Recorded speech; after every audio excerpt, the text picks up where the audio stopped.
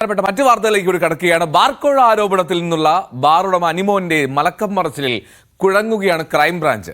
തെളിവെന്ന നിലയിൽ ആകെയുള്ളത് അനിമോന്റെ ശബ്ദ സന്ദേശം മാത്രമാണ്. എന്നാൽ പ്രധാന സാക്ഷി അനിമോൻ തന്നെ താൻ നടത്തിയ പരാമർശങ്ങളിൽ നിന്ന് പിന്മാറിയ സാഹചര്യത്തിൽ അന്വേഷണം പ്രതിസന്ധിയിലാകും.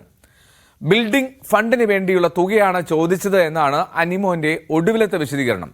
ഫെഡറേഷൻ പ്രസിഡന്റ് തന്നെ ആക്ഷേപിച്ച മാനസികാവസ്ഥയിൽ ശബ്ദ സന്ദേശം നൽകിയതാണെന്നും അനിമോൻ വിശദീകരിക്കുന്നു. ആരെങ്കിലും പണം ചോദിച്ചതിനോ തുക നൽകിയതിനോ തെളിവില്ല. അഴിമതി നിരോധന നിയമം കേസിൽ ഉൾപ്പെടില്ല. ഇതിലെ ഗൂഢാലോചനയാണ് ക്രൈംബ്രാഞ്ച് അന്വേഷിക്കേണ്ടി വരിക.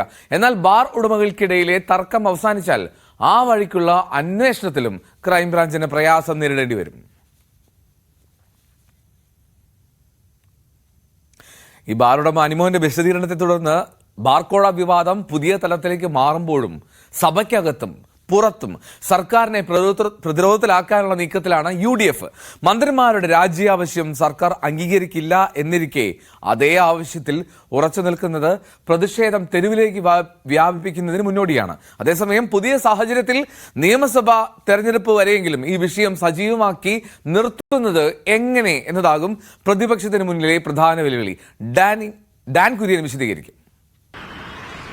ഉമ്മൻചാണ്ടി സർക്കാരിന് തുടർഭരണത്തിനുള്ള അവസരം ഇല്ലാതാക്കിയത് ബാർക്കോഴ വിവാദമായിരുന്നു. സംസ്ഥാനത്തെ രാഷ്ട്രീയ കേന്ദ്രങ്ങളെ പിടിച്ചുലച്ച ബാർക്കോഴ വിവാദം കെട്ടടങ്ങിയതിന് പിന്നാലെ ഒന്നാം പിണറായി വിജയൻ സർക്കാർ 2016 അധികാരത്തിലെത്തി.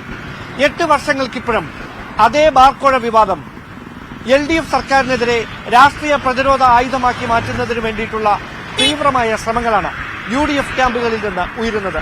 അതിന്റെ ഭാഗമായി തന്നെയാണ് രാജിവെച്ചുകൊണ്ട് മന്ത്രിമാർ ജുഡീഷ്യൽ അന്വേഷണം നേരിടണമെന്ന ആവശ്യവുമായി UDF രംഗത്തെത്തിയിരിക്കുന്നതും.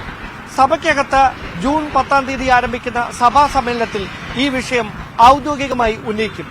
അതിന് അപ്പുറത്തേക്ക് സഭയ്ക്ക് പുറത്തേക്കും പ്രതിഷേധം വ്യാപിപ്പിക്കുന്നതിന് വേണ്ടിയുള്ള കൂടിയാലോചനകളാണ് UDF കേന്ദ്രങ്ങളിൽ നടക്കുന്നത്. പാർട്ടിയിലെ പടലപ്പിണക്കങ്ങൾ മറന്ന് നേതാക്കൾ ഒറ്റക്കെട്ടായി പ്രതിഷേധത്തിൽ അണിചേരുന്നതിന് വേണ്ടിയിട്ടുള്ള ചർച്ചകളും UDF യോഗത്തിൽ ഉരുത്തിരിഞ്ഞിട്ടുണ്ട്.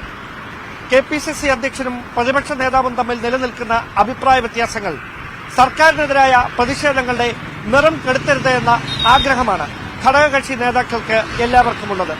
അതുകൊണ്ട് തന്നെ നിയമസഭാ സമ്മേളനം തുടങ്ങുന്ന സമയം മുതൽ ബാർക്കോഴ വിവാദം സർക്കാരിനെതിരായ വലിയ രാഷ്ട്രീയ പ്രചാരണ ആയുധമാക്കി മാറ്റുന്നതിനുള്ള നീക്കമായിരിക്കും പ്രതിപക്ഷത്തിന്റെ ഭാഗത്തുനിന്ന് ഉണ്ടാകുക.